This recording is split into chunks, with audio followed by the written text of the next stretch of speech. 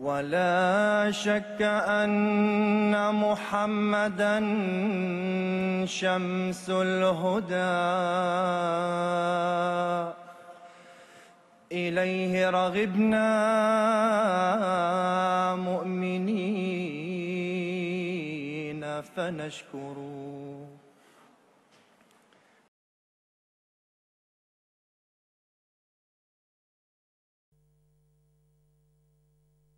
Chers téléspectateurs du monde francophone, Assalamu alaikum wa rahmatullahi wa barakatuhu.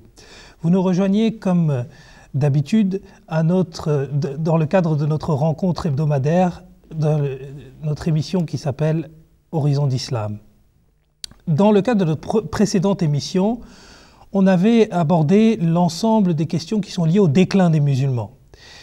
Aujourd'hui, le thème qui nous intéressera va être celui du concept du Messie, et c'était sur le thème sur lequel on avait conclu la dernière fois. Et ce thème du Messie, en fait, on va l'aborder selon différents angles. Seulement, on va revenir pendant un bref instant sur justement ce déclin des musulmans qu'on a abordé précédemment, puisqu'on va traiter justement d'une question que l'on n'avait pas eu le temps de traiter, qui est celle de la raison de la division. Pourquoi il y avait cette division et ce que le saint prophète a dit dessus.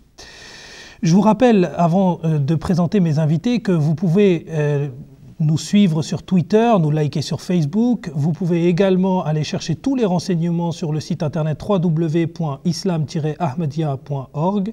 Et vous pouvez également nous solliciter l'ensemble de notre équipe qui est à votre disposition sur l'adresse mail horizon@mta.tv. Et l'ensemble de vos questions recevront des réponses le plus rapidement possible. Ceci étant dit, je vais me tourner vers mes invités. Aujourd'hui, j'ai avec moi Ataoul Qayoum Saheb et j'ai également Abdurrahman Jahangir Saheb. Assalamu alaikum à tous les deux. Ils sont tous les deux membres du bureau francophone à Londres. Aujourd'hui, donc, comme je viens de l'introduire rapidement, le concept du Messie, ça va être le thème de notre discussion. Mais je pense que Qayoum Saheb souhaitait revenir sur justement les raisons du déclin et cette division qu'il y a eu au sein des musulmans. Je vous laisse donc la parole. Cher Asif Saheb, assalamu alaikum wa rahmatullahi wa barakatuhu, et à tous nos téléspectateurs du monde francophone, je dis assalamu alaikum wa rahmatullahi wa barakatuhu. J'espère qu'ils sont en train de profiter pleinement de cette émission. Et pour sauter dans le sujet que vous avez présenté, c'est le déclin des musulmans, la raison derrière ce déclin. Le nom que le saint prophète Mohammed a donné à sa communauté et que Dieu a donné à cette communauté, c'est Al-Umma. Umma dont un des sens qui en découle, c'est qu'il faut qu'il y ait cette unité parmi les croyants. Et Dieu dit déjà dans le Saint-Coran que tous les croyants sont frères, qu'il faut qu'il y ait cette unité. En parlant à propos des compagnons du saint prophète Mohammed Mustafa sallallahu alayhi wa sallam, il a dit que vous étiez auparavant ennemis et qu'il vous a réunis tous ensemble. Vous qui étiez ennemis, vous êtes devenus frères et vous étiez prêts à vous sacrifier les uns pour les autres. L'unité tout au long de l'islam, l'unité qu'on a vu dans la vie du saint prophète Mohammed Mustafa sallallahu alayhi wa sallam, c'était cela la raison du progrès de l'islam au cours de la vie du saint prophète Mohammed Mustafa sallallahu alayhi wa sallam, au cours du califat bien guidé. Et quand il n'y a plus d'unité, c'est là qu'il y a eu division, certes, et c'est là qu'il y a eu déclin. Et il y avait donc auparavant cette autorité spirituelle au sein de l'islam, avec l'avènement du saint prophète, avec les califats bien guidés. Mais le saint prophète Mohammed Mustafa sallallahu alayhi wa sallam, il avait aussi prédit qu'il y aurait des divisions. Et je vais citer un de ces hadiths qui est très connu, qui est dans un des recueils de hadiths des Sihasita, des 6 recueils de hadiths qui sont les plus authentiques, dans Tirmidhi, Kitab al-Iman. Et c'est un hadith qui a été cité par Abdullah bin Amr, qui raconte que le saint prophète Mohammed Mustafa sallallahu alayhi wa sallam a dit que assurément, ma communauté passera par les mêmes phases que celles des enfants d'Israël. Ils se ressemblent comme les deux souliers de la même paire. Il est dit qu'en vérité, les enfants d'Israël se sont divisés en 72 communautés ou en 72 sectes ou factions, Et mon umma à moi, dit le saint prophète Mohammed sallallahu alayhi wa sallam, se divisera en 73 communautés, ou 73 sectes ou factions, et qui iront tout en enfer, sauf une. Et les compagnons qui ont entendu tout cela, ils étaient tout étonnés, mais qui sont ceux-là au prophète d'Allah? Et il a dit « Ma ana alayhi wa ashabi », c'est-à-dire que c'est celle qui suivra ma pratique à moi, du saint prophète Mohammed sallallahu alayhi wa sallam, et celle de mes compagnons. Donc voilà en somme la solution aussi qu'il nous a présentée dans ce hadith. Il a dit, voilà, si vous allez vous diviser, et vous allez perdre toute votre force. Et cela a été prédit aussi dans le Saint-Coran. Il y a un verset que peut-être Jean Guessab pourra reprendre, qu'il pourra citer, où Dieu a dit que quand vous allez vous diviser, vous allez perdre toute votre force. Toute la force, vous allez perdre. L'unité qui est la solution à tous ces problèmes. Et dans un autre hadith, nous voyons un peu, le Saint-Prophète a su quelle serait la cause majeure de cela, qui seront la cause de cette désunion. Le Saint-Prophète Mohammed sallallahu alayhi wa sallam, dans un hadith qui a été mentionné dans le recueil Mishkat, dans Kitab al-Ilm, il est dit qu'un temps viendra où de l'islam, il ne subsistera que le nom, et du Coran que le texte. Il a dit, les mosquées, quoi qu'elles seront remplies, elles seront dénuées de droiture. Et il a dit que les ulémas de cette époque, ces ulémas seront les pires créatures sous la voûte des cieux. Ce seront eux qui vont tramer des complots et ces complots vont retourner contre eux.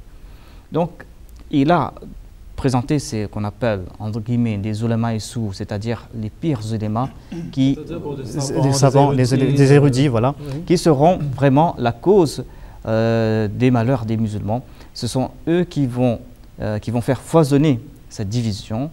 Ils vont en fait diviser pour mieux régner, parce que leur seul but, ce serait d'avoir le pouvoir, d'avoir de l'emprise sur les autres. Et leur but premier ne sera pas de faire avancer le message de l'islam. Donc, dans l'unité réside la bénédiction, hein, comme si on synthétise un peu vos propos. Vous avez mentionné un verset que Jean Guessab peut éventuellement citer. Je ne sais pas si vous l'avez sous les yeux. Mais bon, il y en a un qui est comment dire, très flagrant. Mais avant d'y venir, je voulais dire que cette compréhension des divisions en islam, on voit qu'aujourd'hui, il y a beaucoup de musulmans qui vous enverront écoutez, moi, alhamdulillah, je suis musulman, je suis le Coran, je suis la sunna. Hein? Mais je ne suis pas dans les sectes, moi, je ne suis pas dans un groupe ou dans un autre. En fait, les musulmans ignorent le fait, surtout les jeunes, qu'ils ont une appartenance en fait à l'une des compréhensions de l'islam ou une autre, et qu'ils sont en train de la suivre, sans le savoir. On ne peut pas être neutre complètement, c'est impossible. Soit on est avec les uns, soit on est avec les autres. Ça dépend de la mosquée qu'on fréquente, ça dépend des livres qu'on lit, etc. Et donc le problème, c'est que les musulmans, il faut qu'ils comprennent qu'il y a ce phénomène, ce phénomène sectaire qui existe aujourd'hui. Et le verset que je vais lire justement le prouve. Parce qu'aujourd'hui, comme on l'a déjà dit dans une précédente émission, vous n'avez qu'à allumer votre téléviseur et vous allez voir ce qui est en train de se passer au niveau de l'islam. Des musulmans qui sont en train de s'entretuer. Ça se passe tous les jours, ça se passe partout dans le monde musulman. Et c'est vraiment grave et c'est à en pleurer. Oui. Et donc on voit le résultat de toutes ces divisions. Alors il faut qu'on sache qu'on est dans un phénomène actuel qui est un phénomène sectaire. Alors ce que Allah subhanahu wa ta'ala dit, c'est dans le verset 66 du chapitre 6 du Saint-Coran. A'udhu billahi minash shaitanir rajim, bismillahir rahmanir rahim. Il dit « Qul huwa al-qadiru ala an yab'atha alaykum 'adhaban min fawqikum aw min tahti arjulikum aw yalbisakum shi'an wa yudhiqa ba'dakum ba'sa ba'd. Unzur kayfa nusarrifu al-ayati la'allahum yafqahun. » Et alors, la traduction de ce verset est « Dit », donc Allah est en train de dire au prophète, de dire aux musulmans, il, c'est-à-dire Allah, a le pouvoir de susciter contre vous un châtiment d'en haut ou dessous vos pieds, ou de vous jeter dans la confusion permanente de sectes hostiles ou de groupes hostiles et vous faire goûter la violence les uns des autres. Vois comment nous expliquons diversement les signes pour qu'ils comprennent. Alors, on ne peut pas trouver plus clair que ça. C'est très explicite. Donc voilà, aujourd'hui on voit cette confusion des musulmans, chiites, sunnites, soufis, et encore des sous-divisions, on peut y revenir. Mais ils sont en train de goûter la violence les uns des autres. Et ça tous les jours, comme je l'ai dit, à la télé, on n'a pas besoin d'aller loin. Dans le confort de notre maison, nous pouvons voir cela tous les jours, et en direct, en live. Cela signifie que Dieu les a jetés dans cette confusion des sectes. Donc, si un musulman pense qu'il est juste en train de suivre le Coran et la Sunna et qu'il n'appartient pas à une secte, eh bien, il ne devrait pas être en train de goûter à cette violence, mais on voit que la violence, elle est vraiment, elle traverse toutes les frontières dans les terres islamiques. Et d'ailleurs, on voit qu'aujourd'hui, on est déjà passé par les 72, on est arrivé à beaucoup plus que 72, mais à un moment de l'histoire, il y en avait 72, effectivement, comme le prophète l'avait dit, comme Qayyam Sam nous le rappelait. Oui, ce que je voulais, 72, c'est un chiffre symbolique pour dire qu'il sera innombrable. Hein. Oui, ce n'est pas que 72. Mais c'est vrai aussi que historiquement, ils sont passés quand même ils sont passés par 72 à une époque. Et puis ils ont une application littérale. Et puis ça ne veut pas dire que ça va perdurer toujours comme ça. Voilà. Et puis ça a dépassé les 72, c'est vrai. Mais le saint prophète Mohammed sallallahu alayhi wa sallam, il a aussi donné cette bonne nouvelle qu'il a dit à la fin de ce hadith, qu'il y aura une seule qui ira, tous iront en enfer, toutes ces factions, tous ces groupes iront en enfer, sauf une, celle qui suivra ma sunna à moi et la sunna de mes compagnons. Donc il y a cette bonne nouvelle, il n'y a pas, tout n'est pas noir, comme on l'a dit auparavant, tout n'est pas sombre. Et comme on a dit auparavant que l'islam a été préservé, les promesses de Dieu ne peuvent pas être fausses, les promesses du saint prophète Mohammed sallallahu alayhi wa sallam ne peuvent pas être fausses, tout s'est réalisé, et c'est à nous maintenant d'étudier tout cela, de comprendre tout cela. Dieu nous a doués de discernement pour nous faire comprendre ce qui se passe, et nous devons chercher qui sont ceux qui suivent la sunna du saint prophète Mohammed sallallahu alayhi wa sallam et la sunna de ses compagnons. Zakoula, Djarguessam, si vous voulez rajouter quelque chose, sinon on peut clôturer ce qu'on pourrait dire juste très rapidement, c'est que le problème maintenant, c'est de savoir qui est en train de suivre la sunna. Quand vous vous retrouvez, par exemple, vous êtes sunnite, bon, là il y a les grosses divisions. La première, sunnite, chiite. Oui. Quand on vous dit sunnite, ça ne veut pas dire que vous êtes un énorme groupe, monolithique, hein, et que vous êtes tous les mêmes, même au niveau des sunnites, à part les 4 écoles, Hanafi, Shafi'i, Maliki, Hanbali.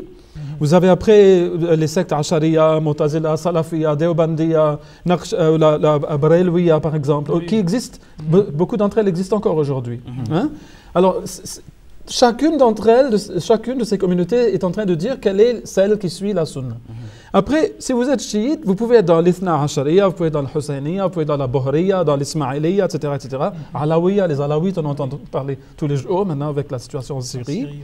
Si vous êtes soufi, par contre, le soufisme est très en vogue en Occident et au Maghreb, donc en Occident de plus en plus. Donc vous pouvez être dans la Naqshbandiya, Qadiriya, vous avez Maulawiya, Tijaniya en Afrique. Donc il y a tout ça. Laquelle de ces sectes est en train vraiment de suivre la sunna. Mais alors, d'abord, il faut connaître la sunna du prophète Mohammed sallallahu alayhi wa sallam. On avait déjà expliqué comment le prophète sallallahu alayhi wa sallam a dit que le khilaf al-Rashida allait suivre sa sunna. Donc il faut voir les mêmes préceptes en train d'être utilisés. Mais le prophète Mohammed sallallahu alayhi wa sallam, il a donné vraiment une clé pour comprendre comment savoir si la communauté, celle qui est vouée au paradis, comme l'a dit, donc qui sera bien guidée, comme l'a dit Qayyam Saheb, eh bien, comment la connaître?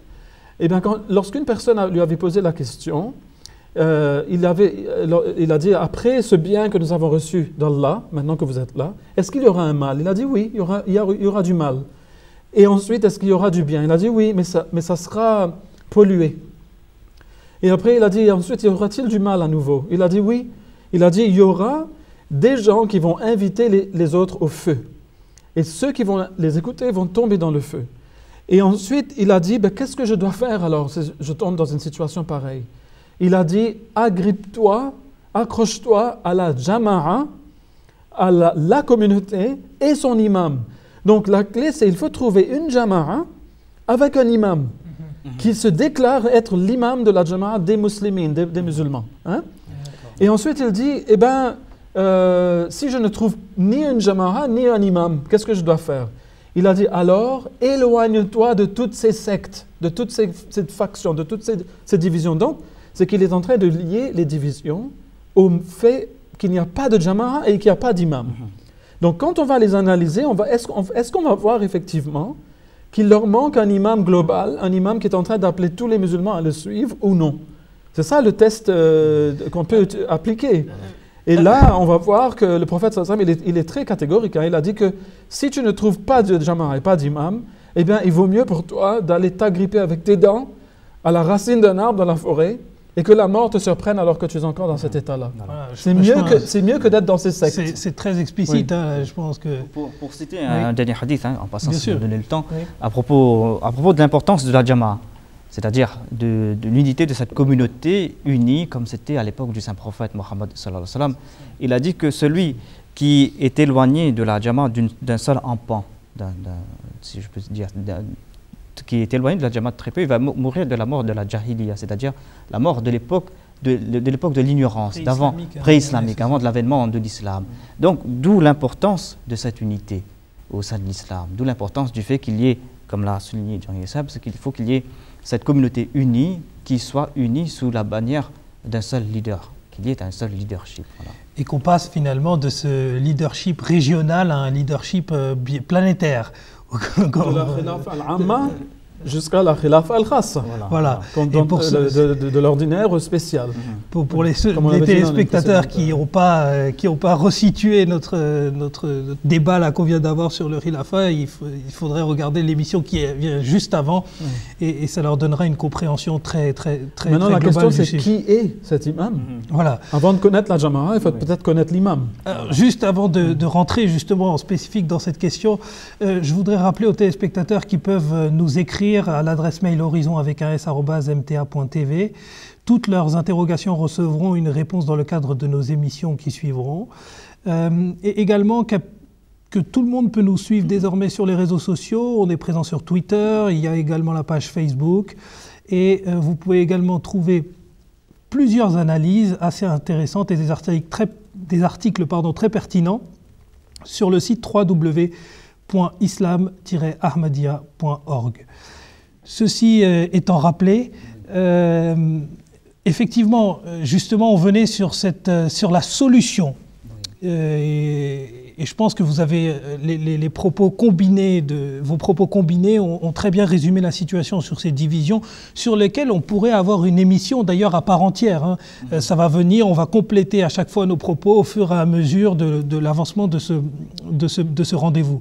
Mais sur l'unité, justement, sur celui qui était censé résoudre cette question des sectes, sur celui qui était censé venir, celui qui était censé unir les croyants.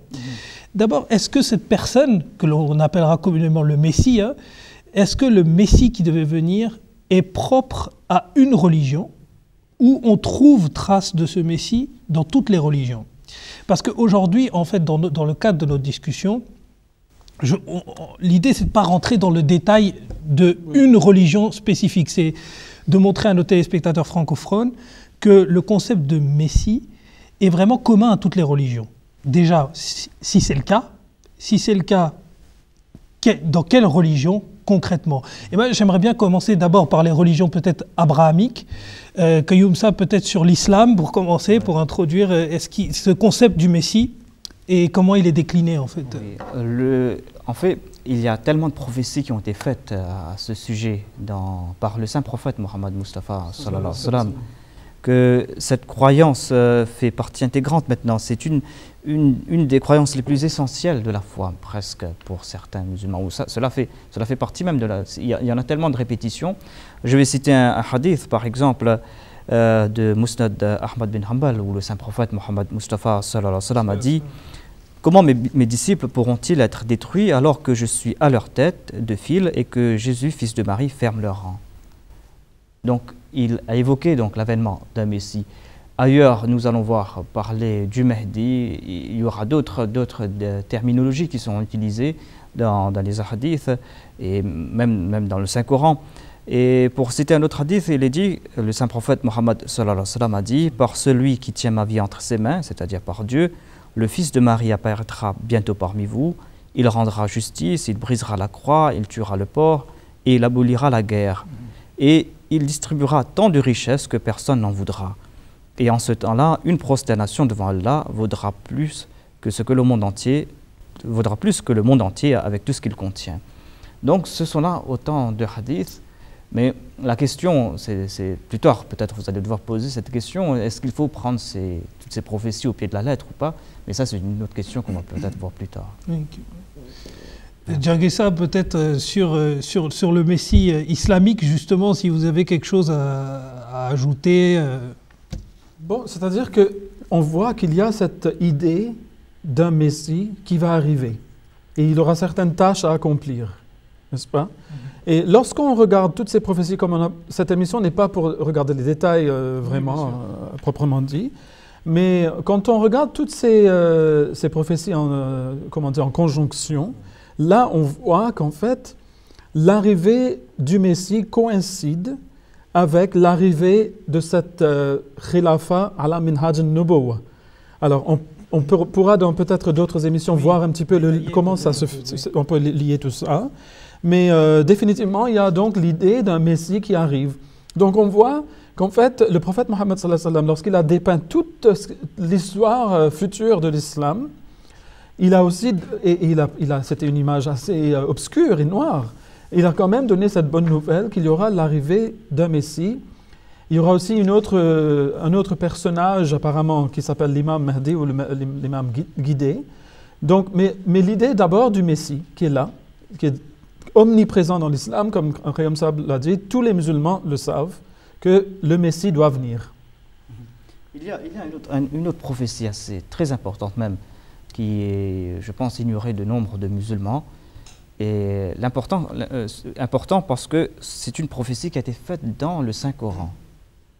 On peut donc remettre en question certains hadiths, parce que certains hadiths sont qualifiés de daïf, qui sont qualifiés d'apocryphes, mais une prophétie très importante qui a été faite dans le Saint-Coran, dans la sourate Al-Jumu'ah, le chapitre 62 du Saint-Coran, où Allah déclare, en évoquant l'avènement du Saint-Prophète Mohammed sallallahu alayhi wa sallam, je dis « A'udhu billahi minash shaitanir rajim, bismillahir rahmanir rahim, huwa alladhi ba'atha fil ummiyina rasulan minhum yatlu alayhim ayatihi wa yuzakkihim wa yu'allimuhumul kitaba wal hikma wa in kanu min qablu lafi dalalim mubin wa akharina minhum lamma yalhaqu bihim wa huwal azizul hakim ». C'est-à-dire, Dieu est en train, je vais paraphraser ce verset du Saint-Coran, où Allah déclare qu'il a envoyé le Saint-Prophète Mohammed sallallahu alayhi wa sallam parmi les ummis afin qu'il leur récite ces signes, afin qu'il les purifie, donc les illettrés, afin qu'il leur enseigne le livre et la sagesse, alors qu'ils étaient auparavant dans l'égarement manifeste. Et il dit et il enverra de nouveau le Saint-Prophète Mohammed sallallahu alayhi wa sallam parmi d'autres des leurs qui ne se sont pas joints à eux. Quand le Saint-Prophète Mohammed Mustafa sallallahu alayhi wa sallam a mentionné ce hadith, les compagnons étaient tout étonnés, entendant parler d'autres personnes qui ne se sont pas encore jointes à eux et que le Saint-Prophète viendra parmi eux. Ils étaient tout étonnés, ils ont demandé au Saint-Prophète Mohammed sallallahu alayhi wa sallam qui sont ces personnes au prophète d'Allah. Le Saint-Prophète Mohammed sallallahu alayhi wa sallam n'a pas répondu immédiatement. On lui a posé cette question à 2 ou 3 reprises. Et c'est là qu'il a répondu, mais il n'a pas répondu directement. Il n'a pas répondu qui sont ces personnes. C'était ça la question de ses compagnons. Mais il y avait parmi les compagnons un des compagnons qui s'appelle Salman Farsi, qui était Salman le Persan, qui n'était pas un arabe. Le Saint-Prophète Mohammed sallallahu alayhi wa sallam a posé sa main sur son épaule et il a dit que voilà.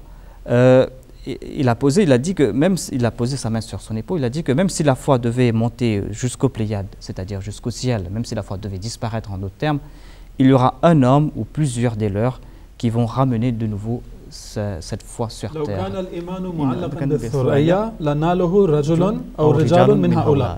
Donc, pardon, je vous coupe juste un petit moment, parce que je trouve qu'il est important aussi de souligner qu'il y a très peu de hadiths dans lesquels le Saint-Prophète il y a une expression corporelle du saint prophète. Voilà. On voit très peu de hadiths dans lesquels le saint prophète a, vous voyez, a posé sa main, où on voit qu'il a eu une attitude spécifique. Et peut-être que celle-ci, on le verra dans le cadre de nos prochaines émissions aussi, voulait justement dire quelque chose.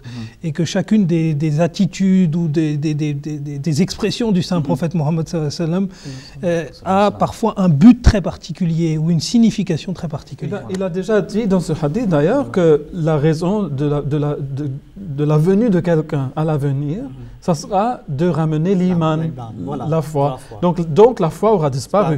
Voilà. Elle serait comme si aller jusqu'au Pléiades. Voilà. Et donc il faut qu'on la ramène. La ramène. Et donc ça, c'est un thème qu'on va voir se répéter encore et encore au fil de l'histoire chez les autres religions aussi. Donc c'est ça qui est intéressant. Mais justement, je rebondis sur le fait que vous parliez des autres religions, à moins que vous ayez quelque chose à... que Youm Sab, je vous avais coupé. Je vais terminer sur ce hadith. Le saint prophète Mohammed sallallahu alayhi wa sallam, il a dit « Min haoulaï ». Donc, parmi tous ces compagnons qui étaient assis, il n'y avait que des Arabes, sauf un, qu'on appelle parmi les Arabes un Najam, c'est-à-dire qu'il n'est pas un Arabe, un non-Arabe. Il a dit « Min haoulaï ». De parmi ceux-là, c'est-à-dire de parmi leur race, disons, il y aurait des gens, quelqu'un qui viendra, qui va ramener la foi de nouveau sur terre. Et le fait que la foi soit montée au ciel, donc cela montre une phase très extrême, disons, que voilà, la foi aurait presque disparu. Et l'importance, comme je dis, de ce hadith, de cette prophétie, c'est qu'elle a été mentionnée dans le Saint-Coran, et ce hadith n'a pas été remis en question. Donc on a plusieurs... Les termes sont un peu différents ici et là, mais ce hadith n'a jamais été remis en question. Et on voit qu'on peut toujours faire ce parallèle entre ce hadith, entre cette foi qui est montée au ciel, qui montre qu'elle est quasi absente, et le déclin des musulmans, et cette réponse avec le progrès qui est censé être incarné par... Il ne faut pas oublier ce qu'on avait dit dans une émission précédente, c'est que le prophète sallallahu alayhi wa sallam, il nous a promis l'arrivée de quelqu'un à la tête de chaque siècle pour justement restaurer la foi. Oui. Là, il semblerait que les choses soient arrivées à un stade où on ne peut plus compter sur les Moujahidines pour faire cette tâche. Les réformateurs Au grand régionaux. mot, les grands remèdes. Là, l'iman est carrément, quasiment parti. Elle n'est plus. Les musulmans sont dans un état piteux. Là, il faut vraiment que ce phénomène qu'il a décrit à la fin de tout ça, toutes ces monarchies qui allaient venir après le califat al-Rashida, s'amènent en fait, et se présentent. Et c'est justement le retour de ce califat basé sur le prophétat ou sur l'apostolat. Et cela coïncide justement avec, il est en train de donner des détails supplémentaires sur l'identité de la personne qui serait de parmi les Ajam, donc de parmi les non-arabes. Donc, si aujourd'hui les Arabes sont en train de chercher la solution chez les Arabes, c'est qu'ils n'ont pas entendu ce qu'a dit le prophète sallallahu alayhi wa sallam. Il leur a dit, il y aura cette situation où l'iman disparaîtra, mais la bonne nouvelle, c'est qu'il y aura quelqu'un qui va ramener, et même d'autres gens qui sont avec lui, c'est Rajul ou Rijalun, un homme ou plusieurs, qui vont ramener l'iman, mais ne les cherchez pas parmi vous-même, cherchez-les parmi les Ajam, ça sera parmi les non-arabes. Et donc là, le mystère est en train de se dissiper de plus en plus, disons. Oui. Jazakumullah pour vos réponses. Je pense que on peut fermer cette parenthèse autour de l'islam parce que le fait d'aborder encore plus en détail cette question ferait qu'en fait on rentrerait vraiment dans des détails que l'on voudrait aborder dans le cadre des émissions qui vont suivre. Et comme on l'a dit en introduction, on voudrait vraiment également dire que ce concept de la personne qui devait venir raviver la foi est commun à toutes les religions. Justement, s'il est commun à toutes les religions, on avait commencé avec les religions abrahamiques, commençons donc par, on a commencé par l'islam, pardon, et maintenant parlons de la religion juive. Est-ce qu'il y a ce concept du Messie et comment ça se passe? Est-ce qu'il y a le concept du Messie chez nos amis juifs? Eh bien, je crois que tous nos amis juifs vont tout de suite dire que, écoutez, cela figure parmi nos prières quasiment quotidiennes. Oh Dieu, envoie le Messie. C'est une chose qui traverse toute la pensée juive depuis le début jusqu'à aujourd'hui. Et on voit qu'en fait, c'est intéressant parce qu'on voit des prophéties qui apparemment parlent de deux époques différentes. Il y a tout d'abord l'époque de la domination romaine de la Judée et d'Israël en général, et des prophéties qui se sont accomplies, selon nous, en la personne de Jésus. Donc là, on parlait d'un Messie. Mais il y a d'autres prophéties qui clairement ont trait à une époque future qui viendra plus loin dans le temps par rapport à cette époque-là. Et le prophète Isaïe a été très loquace à ce sujet. Et donc, on voit qu'il donne certains détails sur le Messie qui va venir. Il a dit, par exemple, il sera un arbitre entre les nations, donc les différents peuples. Et il sera le percepteur de peuples nombreux. Là, c'est dans Isaïe, chapitre 2, verset 4. Il a dit aussi, sur lui reposera l'esprit du Seigneur, esprit de sagesse et d'intelligence, esprit de conseil et de force, esprit de science et de crainte de Dieu. Isaïe, chapitre 11, verset 2. Il jugera les faibles avec justice, il rendra des arrêts équitables en faveur des humbles du pays. Du soufre de ses lèvres, il fera mourir le méchant. Les nations se tourneront vers lui, il sera un messager de paix.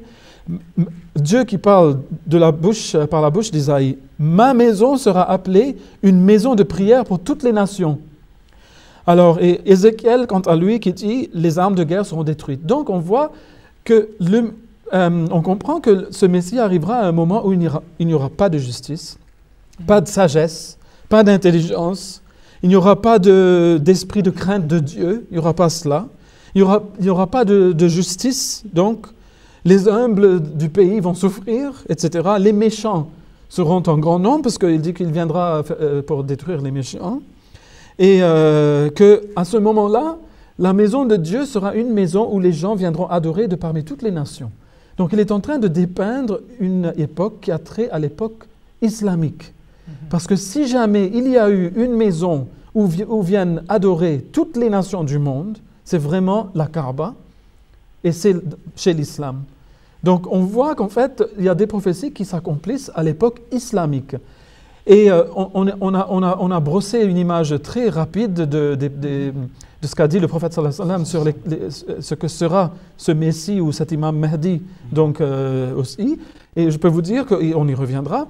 Il y a beaucoup de ces choses qui ont été aussi mentionnées par le prophète sallallahu alayhi wa sallam. Donc il y a une étrange coïncidence. Oui, une coïncidence et une conformité entre les deux. Et puis c'est vrai que quand on voit cette question de... Il va revenir pour ranimer le sentiment de justice et d'unir les gens. Il y a toujours ce concept d'unité, de justice qui est commun. Si nous reprenons le premier hadith qu'on a cité, le saint prophète Mohammed sallallahu alayhi wa sallam, il a fait cette similarité entre les enfants d'Israël et sa Oumma à lui. Il a dit qu'ils vont passer par les mêmes phases.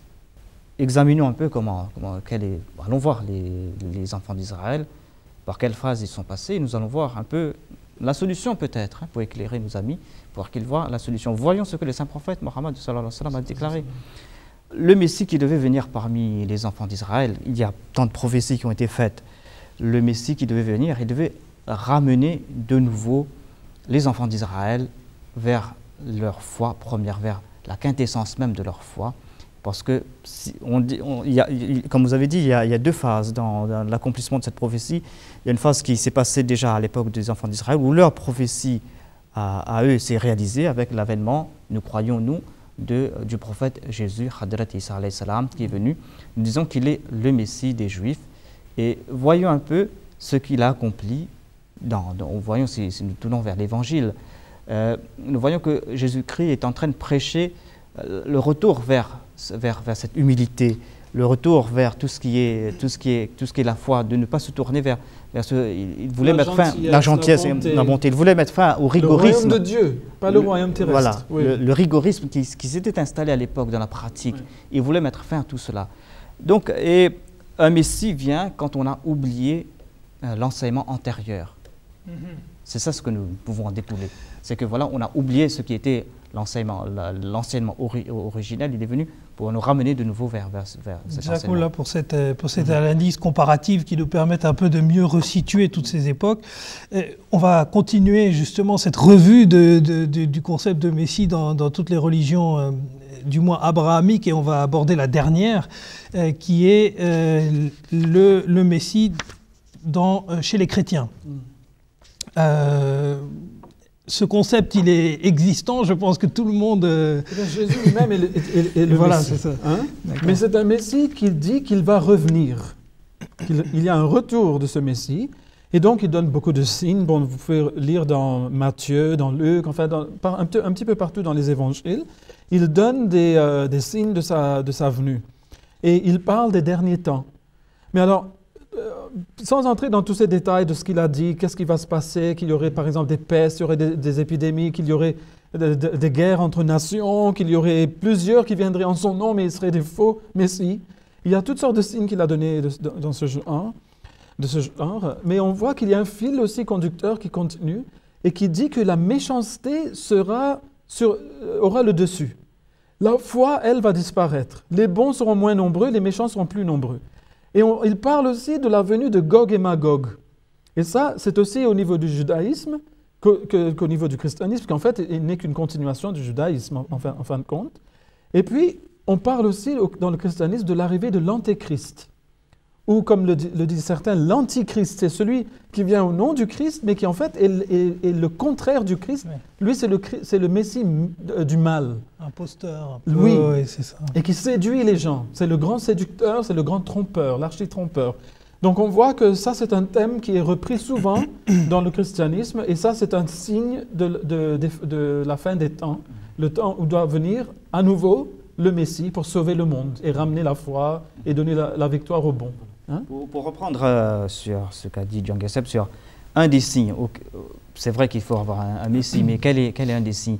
Un des signes les plus importants qui a été évoqué dans la théologie islamique, c'est le saint prophète Mohammed sallallahu alayhi wa sallam a parlé du Dajjal, qui est l'antéchrist.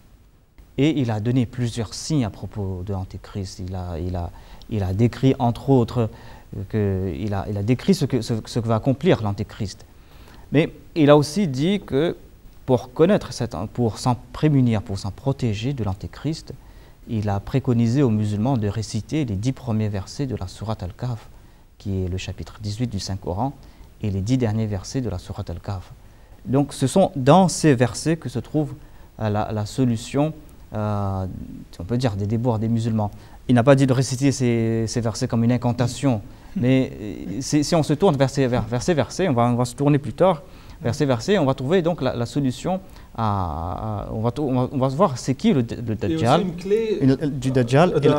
Pour connaître, comment dire, l'identité, pour identifier le Dajjal ou l'Antéchrist. L'Antéchrist, et pour comprendre quelle est la solution. Donc, il y a parmi tous ces hadiths, il y a plein d'indices que nous a donné le saint prophète Mohammed Mustafa sallallahu alayhi wa sallam. Jacques, voilà, et je trouve qu'effectivement, quand on combine un peu tout ça, ça nous amène à la même finalité. Et ça nous amène à toujours le même personnage qui doit venir dans les mêmes circonstances. Donc c'est ça, voilà, c'est qu'on parle bien d'une même personne. D'un seul événement, en fait, d'un seul phénomène. Et c'est ça qui est de très grand intérêt. Et c'est pour ça, en fait, que c'était intéressant justement de voir ce concept de Messie dans les religions abrahamiques et de voir que on parle de la même personne. Je crois qu'on aura encore des surprises dans les autres religions, là où on ne s'attend pas à les voir. Voilà. Oui. Et c'est ça. Et c'est ça. C'est vrai que aborder la question du Messie dans les religions orientales, c'est quelque chose qui peut paraître un peu paradoxal. Et on peut se dire, mais bon, à la limite dans les religions abrahamiques, ok, on peut avoir un concept unique de Messie. Mais on retrouve des traces de ce même personnage dans les religions orientales, au sens hindouisme, bouddhisme, etc. Et peut-être que sur l'hindouisme, vous avez des éléments de réponse en fait, qui nous permettent de conclure à cette même... En fait, il y a un élément très important au niveau de l'hindouisme, que, encore une fois, ça suit le même fil conducteur qui passe par les religions abrahamiques. On voit... Au niveau du judaïsme, et ça on ne l'avait pas mentionné, mais c'est un fait, on a la disparition du prophète le prophète Élie, mais qui doit revenir avant le jour terrible du Messie. Ça sera le signe précurseur de l'arrivée du Messie. Donc un prophète qui s'en va et qui revient, il descend du ciel, donc il revient. Au niveau du christianisme, on voit que c'est cette fois Jésus lui-même qui s'en va et qui doit revenir sur terre. Au niveau du prophète Mohammed sallallahu alayhi wa sallam, on voit qu'il est envoyé, qu'il est suscité parmi les Arabes illettrés, mais qu'il est aussi suscité plus tard parmi un peuple qui ne les ont pas encore rejoints, ceux-là. On voit le même phénomène. Et en plus, il parle du Messie qui revient. car il l'appelle aussi Jésus, le même apparemment que celui qui était venu avant 2000 ans, enfin 600 ans avant lui. Et donc on voit un retour du prophète. Eh bien, au niveau de l'hindouisme, on voit exactement le même phénomène. Et d'ailleurs, c'est dans le chapitre 4, versets 7 et 8 du Bhagavad Gita qu'on va voir quelque chose de très intéressant. Pourquoi j'ai choisi cela? Parce que ce sont des versets qui sont récités très souvent par les hindous, ce sont parmi les favoris des hindous. Et parce que nous avons une grande révérence et un grand respect envers ces versets, parce que nous prenons le prophète Krishna comme étant justement un envoyé de Dieu. Alors je vais donc réciter cela à l'intention de nos frères hindous.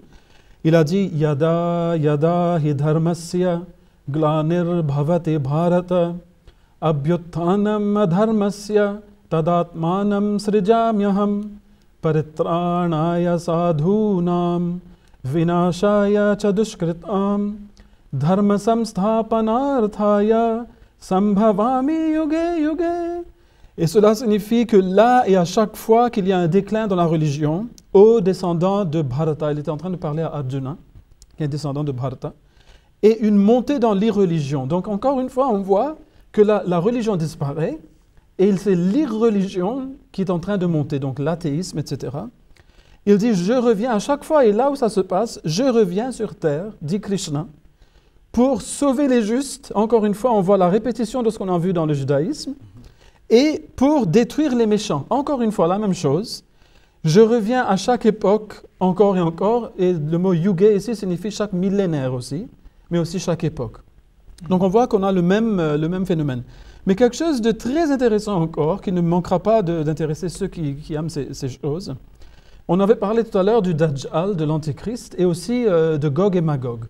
Eh bien, figurez-vous que dans le livre prophétique du Kalki Purana, on parle de frères jumeaux, Koka et Vikoka, ou Kok et Vikok, qui servent en tant que généraux sous les ordres du démon Kali, un grand démon dont le mal est répandu dans le monde, qui apparaissent dans l'ère où la religion disparaît, justement, qui s'appelle le Kali Yuga, c'est l'ère de l'obscurité.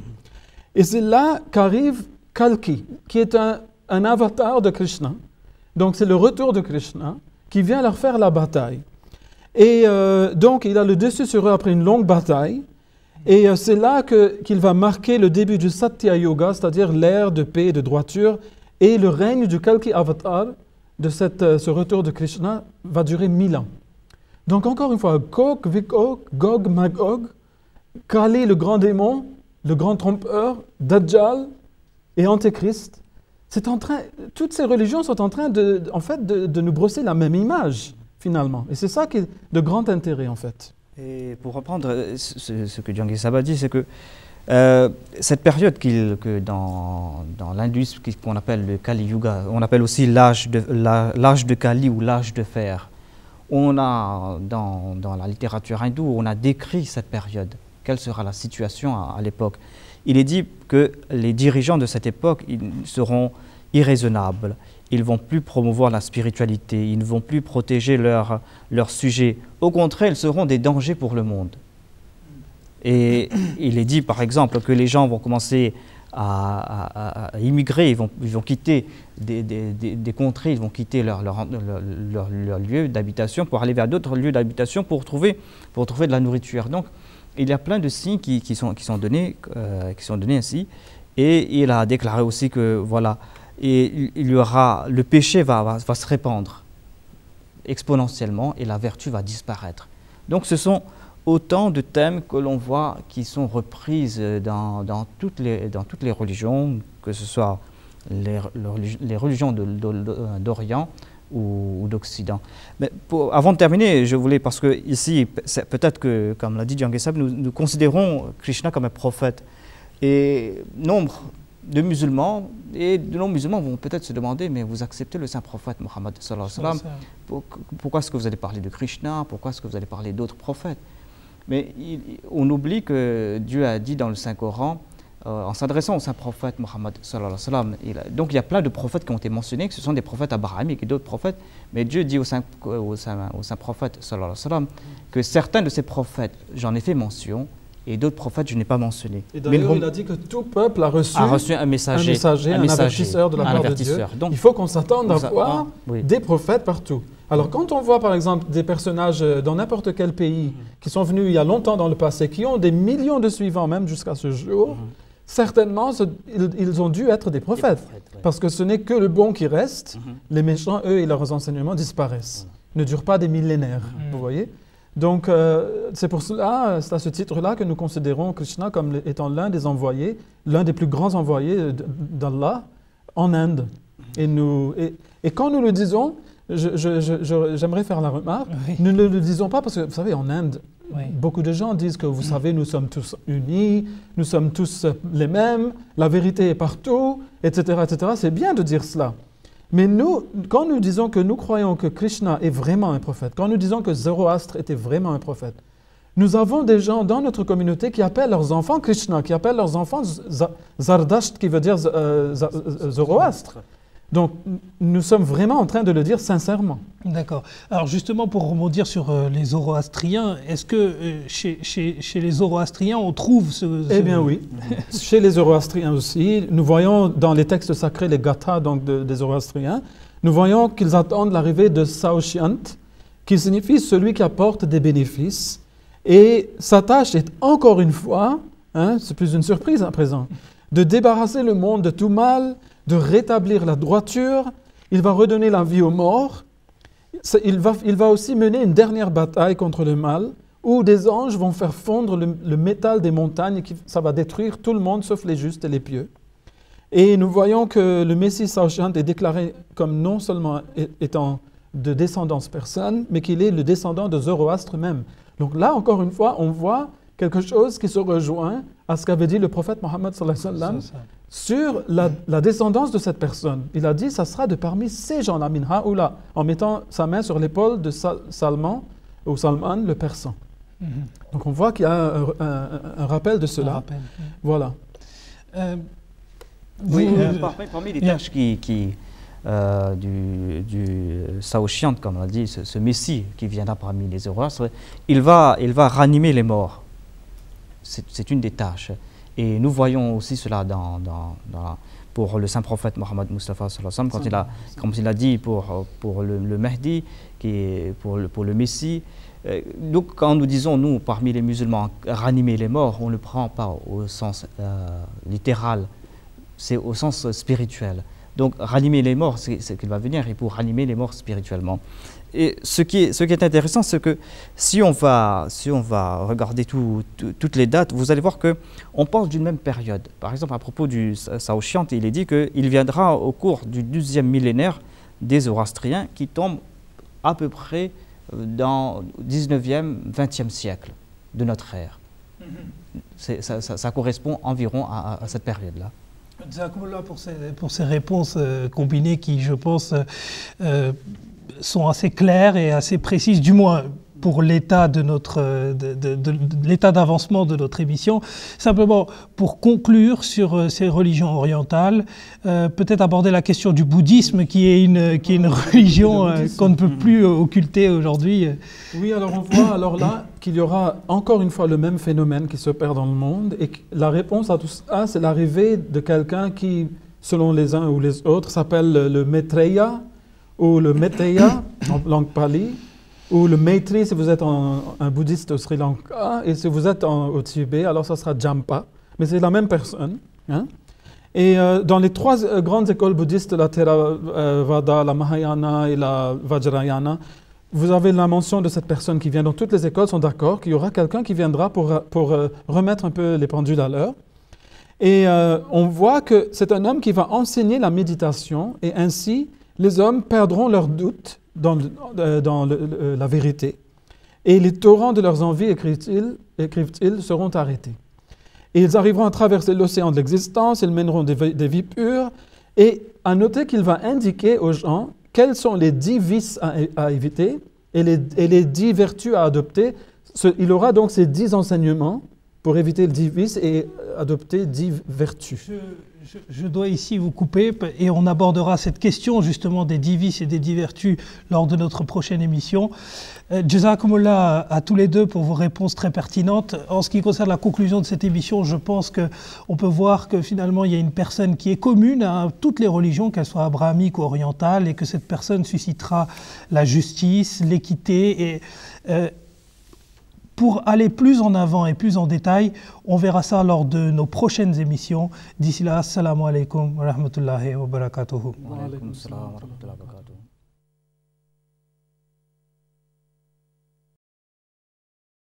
شمس الهدى إليه رغبنا مؤمنين فنشكر له درجات فوق كل مدارج له لمعات لا يليها تصور